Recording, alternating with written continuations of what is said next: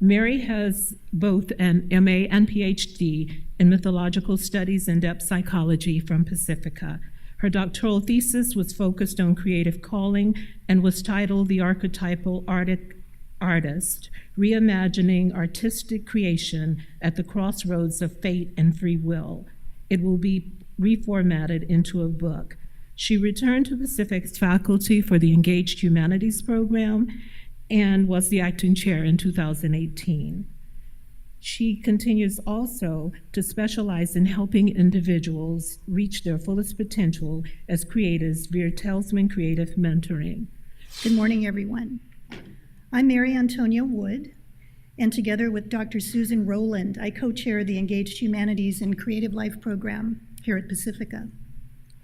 In addition, I'm a Pacifica alum, visual artist, writer, and the owner of Talisman Creative Mentoring, which Diane mentioned earlier.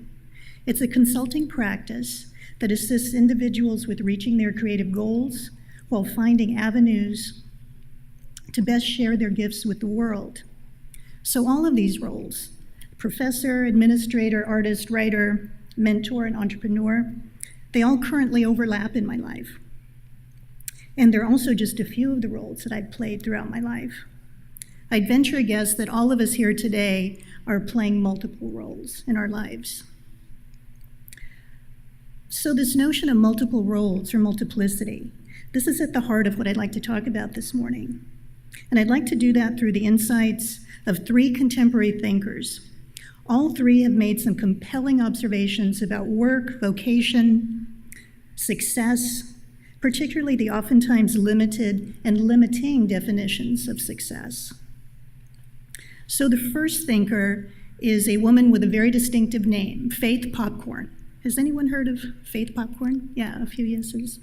She is an internationally recognized marketing consultant and futurist.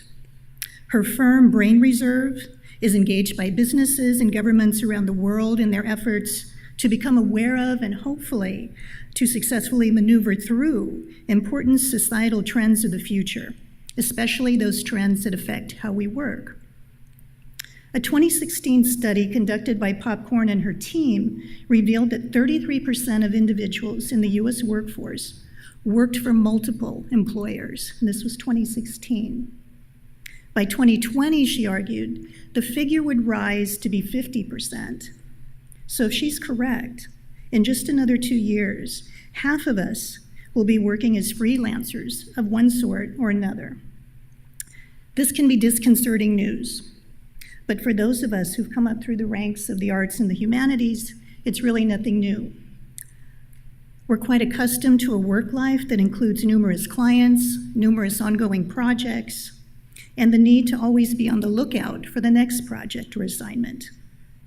In the same study, Popcorn and her associates listed a variety of qualities that would be important for individuals to foster in order to thrive in the coming mostly freelance and mostly entrepreneurial world of work. Some of these are creativity, flexibility, the ability to improvise, tolerance of, and even a level of comfort with uncertainty, nimbleness, spontaneity, and versatility.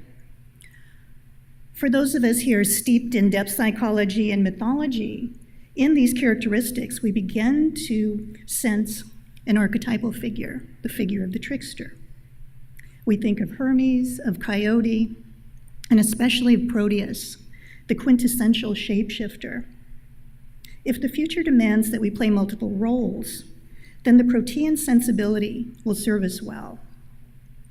So our second thinker is the writer and cultural commentator, Malcolm Gladwell.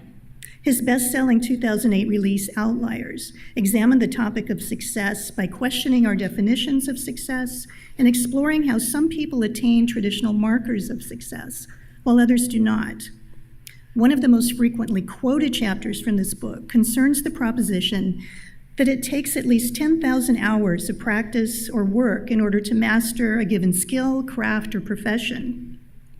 That sounds like an incredible amount of time, but actually 10,000 hours works out to be less than 5 years of regular 40-hour work weeks. Most of us have devoted at least that amount of time to our careers or to our various creative practices. Yet we can come up short when we compare ourselves to those at the pinnacle of our fields, and especially when we compare ourselves to celebrities. So if perseverance and hard work aren't enough, then what makes the difference? Gladwell's most compelling insights in Outliers have to do with what he calls the accumulation of advantages. He lists the mostly hidden advantages that over time contribute to an individual's success.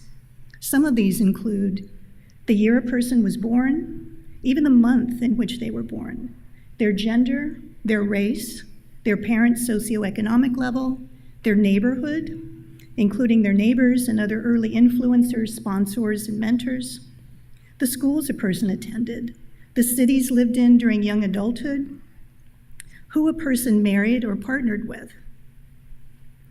and very importantly, the evidence of, or lack of, damaging cultural legacies such as racism.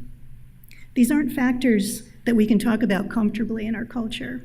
For the most part, we're unconsciously driven by the myth of the self-made individual, the lone hero that stops at nothing to achieve their goals. Unfortunately, the potency of this storyline can lead us to diminish or even ignore our own advantages as we compare ourselves to others whose accumulated and oftentimes generational advantages we can only guess at. So to be clear-eyed about the fact that we don't all come into the work arena with the same advantages, that the game is mostly unfair, and that many of us, particularly people of color and women, are actively being disadvantaged, allows us to be more compassionate to ourselves and to others. We squander less of our vital energy on comparison and have more left over for action. Ultimately, we're all striving to both support ourselves and to express and share our gifts with the world. So our third thinker is the beloved poet Mary Oliver. If you've read any of her interviews or bios, you'll probably recognize the anecdote that begins with her sitting at her kitchen table, trying to figure out how she's going to survive as a poet. When she decided that there was no way that she could deny her creative calling, she made a list of things that she might need to either do or do without in order to support her practice. And that list included working a day job, or maybe even two, possibly never owning a home of her own, doing without a new car, fancy vacations, or even eating out. So I bring this story up not as a call to austerity, but as a way to look at patronage, an old term that's becoming more meaningful as the structures of work change all around us. By minimizing her expenses while embracing her protean nature through the various jobs that she held, including clerk, tutor, and professor, Oliver acted as her own patron. Of course, the irony here is that we know that Oliver was discovered. She's arguably the most successful poet in America. But I, for one, am convinced that had that not happened, she would still be getting up early in the morning to write her poems, going to work, and living a simple yet beautiful life filled with great meaning. So to tie some of these threads together, I believe that all of us here at Pacifica, with our passion for depth psychology and all of the other disciplines that inform it, such as mythology, the arts, and the humanities, are well positioned to thrive in the ever-changing career landscape of the present and the future. From Jung and from those scholars that continue his legacy, we understand and take seriously the archetypal figures of the collective unconscious who play such a large role in the unfolding of our lives. From the work of James Hillman, we understand that the nature of psyche, of soul, is one of multiplicity rather than singularity. We understand that while we may be individuals, we are also many. We're protean by nature, and our inherent shape-shifting abilities are some of our greatest assets. So thank you all for coming today. Enjoy your time here on campus.